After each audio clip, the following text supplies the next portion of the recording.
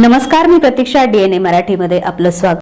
पारनेर तालुक्यातील भाळवणी येथील तरुण अभिषेक दस्तगीर चव्हाण यांच्या संशयास्पद मृत्यू प्रकरणात हत्येचा गुन्हा दाखल करून स्वतंत्र यंत्रणेमार्फत सखोल चौकशी करावी अशी मागणी वंचित बहुजन आघाडीचे जिल्हा पोलीस अधीक्षकांकडे निवेदनाद्वारे केली आहे. वंचित बहुजन आघाडीचे जिल्हाध्यक्ष योगेश साठे यांनी दिलेल्या निवेदनात म्हटलं आहे की 11 सप्टेंबर 2025 रोजी कोळगाव शिवारात अभिषेक चव्हाण यांचा मृतदेह आढळून आला होता. मात्र पोलिसांनी ही घटना केवळ रस्ता अपघात म्हणून नोंदवून तपास केला असून कुटुंबियांनी व्यक्त केलेल्या घातपाताच्या संशयाकडे दुर्लक्ष करण्यात आल्याचा आरोप करण्यात आला आहे. निवेदनानुसार शवविच्छेदन अहवालात मृताच्या शरीरात मद्य किंवा अंमली पदार्थ आढळले नसल्याचा दावा करण्यात आला आहे. तसेच मोटरसायकलचं नुकसान अत्यल्प असताना डोक्याला गंभीर दुखापत झाल्यानं हा अपघात नसून घातपात असावा असा संशय कुटुंबियांनी व्यक्त केला आहे.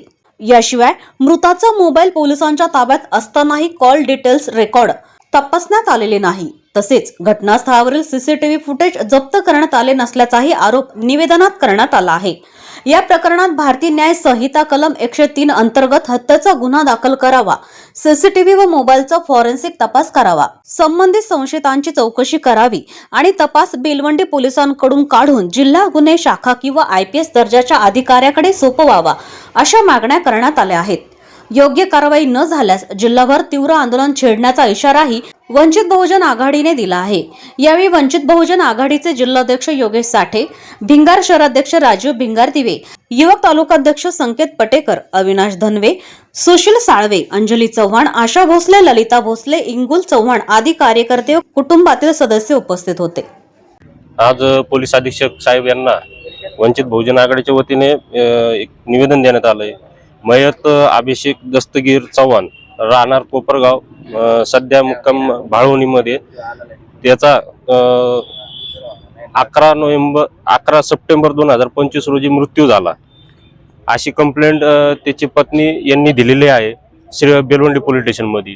त्यांचं म्हणणं असं आहे की त्यावेळेस जर जो मयत व्यक्ती आहे अभिषेक चव्हाण तो कंपनीमध्ये झोपलेला असताना तो रात्रीतून पहाटे 4 वाजता श्रीगोंदा दौंड रोडवर काय करत होता असं त्यांनी वारंवार पोलीस स्टेशनला विचारणा केली, पण पोलिसांनी ते प्रश्नाला वगळून त्यांची फिर्यादीमध्ये तसं काय उल्लेख न करता संशयास्पद मृत्यू झाल्याचं त्यांचं म्हणणं ऐकून न घेता म्हणून फिर्याद नोंद करून घेतली आणि आकस्मिक मृत्यू झाला आणि अपघाती मृत्यू झाला अशी नोंद करून त्यांनी ती केस रफादफा करण्याचं काम केलेलं आहे. आज त्यांनी आदरणीय बाळासाहेब आंबेडकरांकडे मागणी केली होती न्यायासाठी. बाळासाहेब आंबेडकरांच्या आदेशानुसार त्यांच्या मार्गदर्शनाखाली आज SP साहेबांनी एक निवेदन देण्यात आलेलं आहे की आम्ही त्याच्यामध्ये मागणी केलेली आहे की तात्काळ त्या हत्येचा तपास करण्यात यावा. जो तिथं कामाला होता ते गणेश शिंदे आणि त्यांच्या सोलर कंपनीमध्ये, त्या कंपनीचा फुटेज वगैरे ते बाकी सगळं ते CDR चेक करण्यात यावे. त्याचबरोबर त्या जिथं मयत झाला त्या जागेचा पंचनामा, स्पॉट पंचनामा आणि तिथले CCTV फुटेज हस्तगत करण्यात यावे अशी आज आम्ही मागणी वंचित बहुजन आघाडीच्या वतीने केलेली आहे. जर ही मागणी पूर्ण नाही झाली 10 दिवसात, 7 ते 10 दिवसामध्ये, तर आम्ही मोठ्या प्रमाणात जन आंदोलन छेडणार आहे असा इशारा आज SP साहेबांना दिलेला आहे. माझं नाव अंजली अभिषेक चव्हाण. 10 सप्टेंबर म्हणजे 10/9/2025 रोजी माझ्या मिस्टरांचा फोन आला की मी 8 वाजता 8 पावणे 8च्या सुमारात फोन आला की मी ऑफिसमध्ये झोपणार आहे. नंतर ते आम्हाला सकाळी 4च्या दरम्यान फोन आला की ते कोळगाव रोडला त्यांचा ॲक्सिडेंट झाला. मग ते आम्हाला असं माहिती करायचं आहे की ते ऑफिसमध्ये झोपले होते तर ते कोळगावला कशाला गेले होते, कोणाच्या म्हणण्यावर गेले होते का कशा, त्यांचं काही कामच नव्हतं. आम्हाला ते सांगितलं होतं त्यांनी ऑफिसमध्ये झोपणार आहे, मग ते कशाला गेले.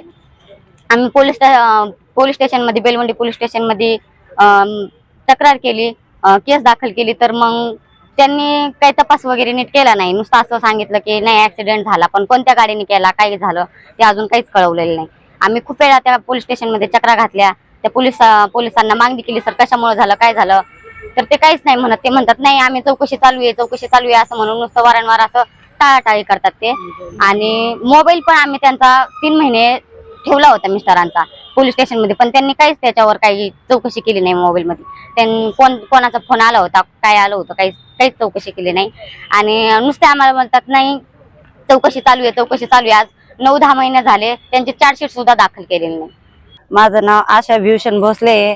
माझ्या भावाचा मृत्यू झाला, त्या भावाचं नाव अभिषेक दस्तगीर चव्हाण होतं, ते सुपरवायझर कंपनीत कामाला होते, श्री सावित्री कंपनीत कामाला होते, तर ते सुपरवायझर होते. तर तो माझ्या भावाचा मृत्यू झालेला आहे. पण आम्हाला काही माहिती कळना. कसे कळना की माझा भाऊ कामाला जाताना 9 वाजेला गेला होता, तर सकाळचा. तर संध्याकाळी रात्री 8 वाजेला कॉल आला त्याचा, 8:52 कॉल आला त्याचा. मग ते काय म्हणले की मी तिथं ऑफिसला झोपणार आहे. ऑफिस रूम होतं, त्याच्या बरोबर दोन तीन स्टॉप पण होते. पण मग नेमकं काय झालं, काय कोणाचा कॉल आला म्हणून माझा भाऊ इथून कंपनीतून एवढा घाईघाई मध्यरात्री कोळगाव बेलोंडी पोलीस स्टेशनच्या समोर शिवारात नेमकं काय काम निघालं म्हणून तो एवढ्या रात्री गेला की त्याचा घातपात केला का कोणा बोलवलं ते आम्हाला संशय. ते आम्हाला कुणीच माहिती देईना. आम्ही बेलोंडी पोलीस स्टेशनला वारंवार चक्र मारत आहोत, पण आमची तक्रार काही ते घेत नाही, सिरियस काही होत नाही. ते फक्त काय बोलताय, कधी आम्ही कॉल केला तर ते बोलताय की तुम्हाला काय करायचं करून घ्या, मी तुम्हाला काही सहकार करणार नाही. आम्ही बोललो त्यांना जरी तुम्हाला काही कारवाई नसेल करायची तर आम्हाला माहिती द्या नेमकं काय झालं म्हणून. तिथं CCTV फुटेज होते, ते तुम्ही तपास करा. आम्ही त्यांना घेऊन गेलो तिथं, तरी पण ते साईटला गेले घेऊन. ते CCTV फुटेज ज्यांची होती त्यांना साईटला घेऊन गेले. ते काय बोलले असं आम्हाला समोर काही येऊन दिलं नाही, त्याहून साईटला उभे केले होते. पण मला हे विनंती करायची आहे, माझ्या भावाला न्याय मिळाला पाहिजे. नेमकं हा मर्डर आहे की ऍक्सिडेंट आहे की कंपनीचा काही दोष आहे, आम्हाला ते कळावे. प्रतिनिधी मुंतजीर शेख, DNA मराठी, अहिल्यानगर.